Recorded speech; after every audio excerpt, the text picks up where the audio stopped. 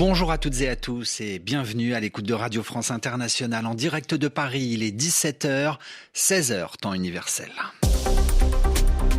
Le journal en français facile. Adrien Delgrange.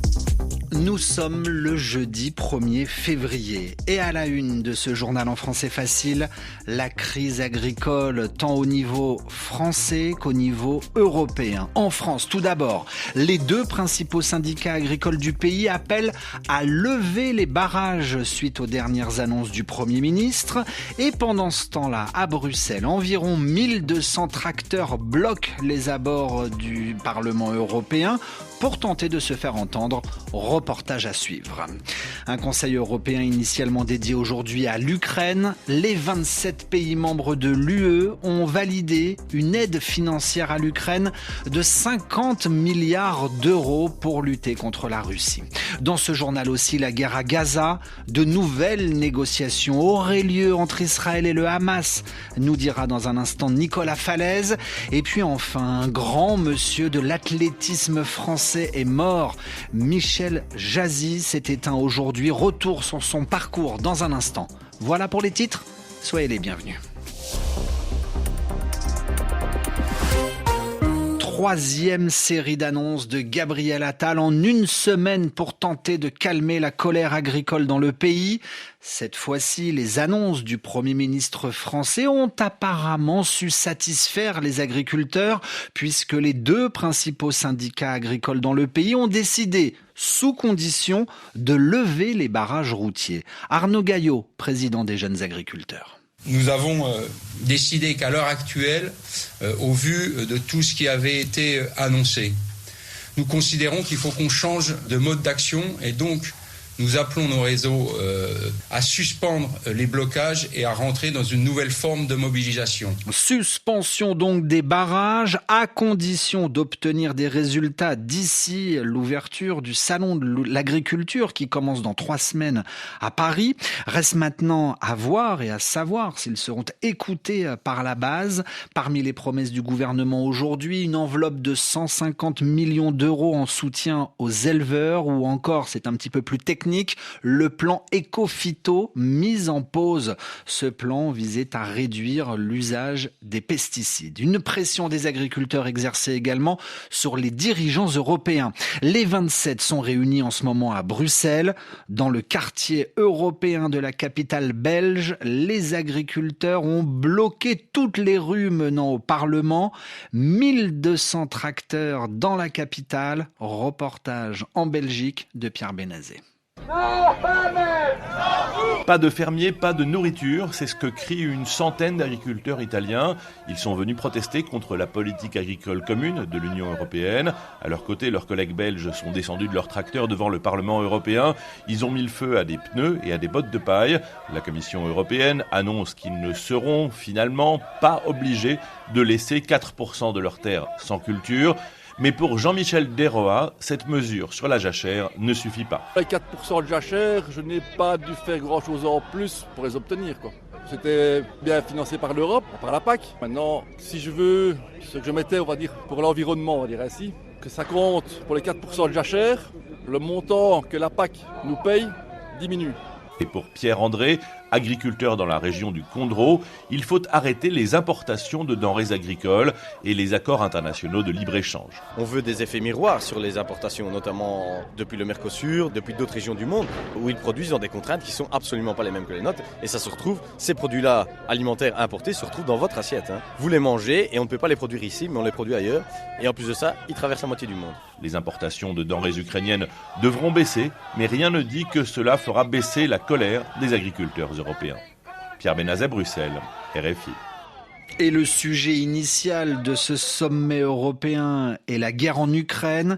Les 27 chefs d'État et de gouvernement de l'Union européenne ont décidé aujourd'hui de donner 50 milliards d'euros sur 4 ans en faveur de l'Ukraine pour se défendre face à l'envahisseur russe. Le journal en français facile. En français facile. Où Où en sont les négociations entre Israël et le Hamas ? Le chef du Hamas arrive en Égypte d'un moment à l'autre. Ismaël Haniyeh doit se rendre aujourd'hui ou demain au Caire. Il vient évoquer un nouvel accord pour discuter d'un arrêt des combats. D'après différentes sources, l'accord s'articulerait en 3 phases.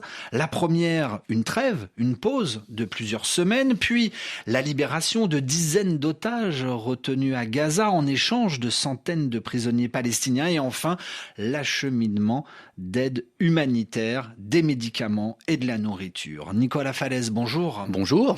Israël et le Hamas réfléchissent encore. Les 2 parties mesurent les bénéfices et les risques d'un tel accord. Nous travaillons à un nouvel accord pour la libération de nos otages, mais pas à n'importe quel prix. C'est ce qu'a dit hier le Premier ministre israélien Benjamin Netanyahou. Et la question est bien, en effet, celle du prix à payer. Pour le gouvernement israélien, un nouvel accord reviendrait à admettre que l'offensive terrestre de son armée n'a pas permis le retour des otages.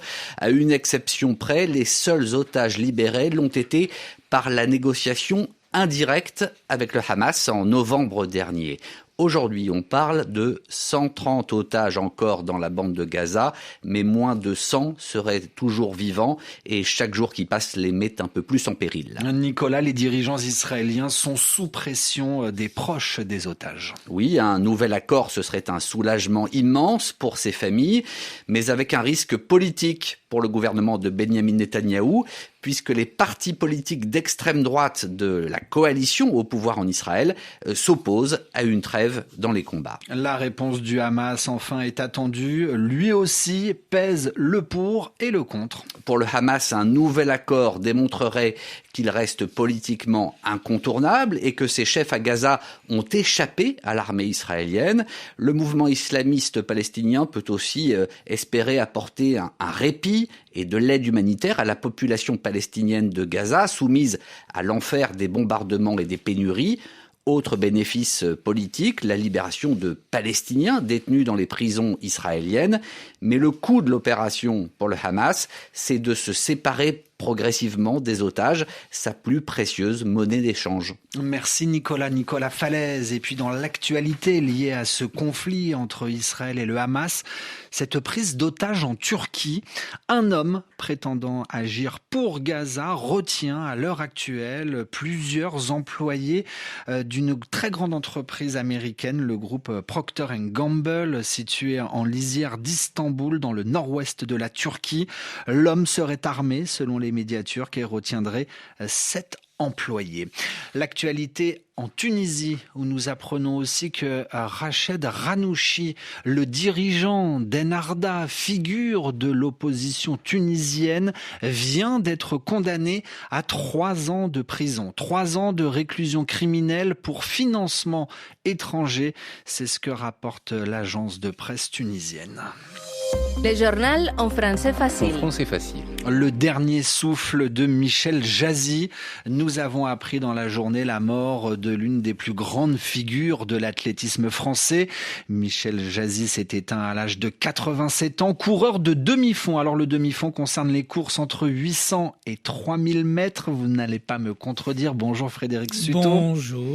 L'athlète laisse un palmarès immense, même s'il n'a jamais été champion olympique. Oui, quand il s'attaquait à un record du monde, Michel Jazzy, la radio-télévision nationale de l'époque, l'ORTF, bouleversait ses programmes. On voyait son visage d'ange s'afficher sur les écrans, sa foulée au fil des tours. C'était une icône des années 60, comme pouvait l'être Jacques Anquetil, le cycliste, ou Alain Calmat, le patineur. Michel Jazzy, qui est né dans le nord de la France de parents polonais, il a disputé ses premiers Jeux olympiques à Melbourne en 1956, éliminé en série du 1500 mètres, là où quelques jours plus tard, Alain Mimoun, qui allait devenir son ami, était sacré, lui, champion olympique du marathon.